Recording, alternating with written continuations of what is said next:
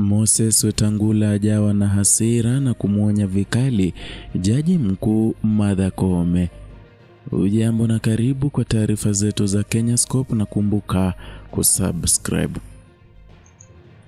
Mvutano kati ya mihimili ya serikali imeibuka tena baada ya spika wa bunge la kitaifa Moses Wetangula kuonya mahakama dhidi ya kile alichokitaja kama kuingilia majukumu ya bunge katika mchakato wa kuchunguza walioteuliwa kujiunga na tume huru ya uchaguzi na mipaka ama ukipenda IEBC. Kauli hii ilitolewa Alhamisi Mei 29, muda mfupi tu baada ya mahakama kuu kuondoa amri ya kusitisha mchakato huo iliyokuwa imewasilishwa na wananchi wawili waliopinga uteuzi huo.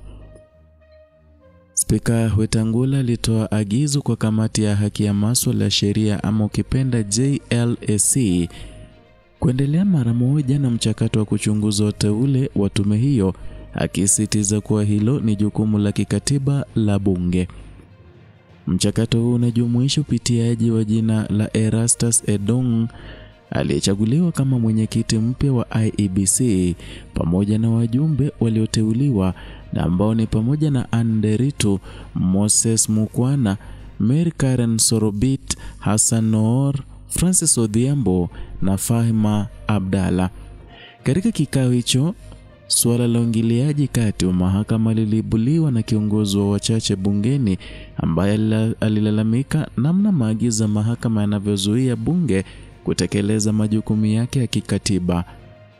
Wetangula alisisitiza kuwa hakuna chombo chochote cha dola chenye mamlaka ya kisheria ya kuzuia bunge kutekeleza kazi yake, hasa pale swala limewasilishwa rasmi bungeni, iwe ni kwenye kikao cha pamoja au kupitia kamati husika. Zaidi ya hayo, spika alifichua kuwa tayari amewasilisha malalamiko kwa Jaji Mkuu Martha Koome ili kuzuia mivutano ya mara kwa mara kati ya mahakama ya bunge. Lengo kuu ni kuweka misingi ya maelewano na kuepusha migogoro ya kikatiba kati ya mihimili hiyo miwili. Kwa mujibu wa spika, wale wote wanaopinga maamuzi ya bunge, iwe ni kutoka mahakama, serikali kuu au wananchi, wana fursa ya kwenda mahakamani kuwasilisha kesi zao baada ya mchakato wa kisheria kukamilika bungeni. Hii ina maana kuwa bunge haliwezi kusimamisha majukumu yake kwa msingi ya kesi ambazo bado hazijafikia hatua ya mwisho.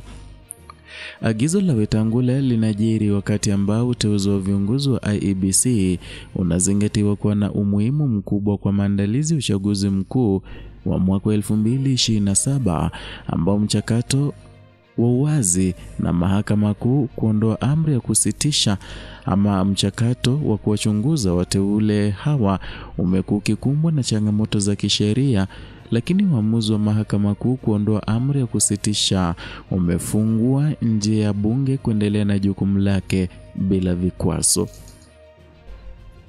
Hali imeashiria kuimarika kwa msimamo wa bunge kuhusu uhuru wake wa kiutendaji na inaleta mjadala mpana kuhusu mipaka na ya mamlaka kati ya mihimili ya serikali.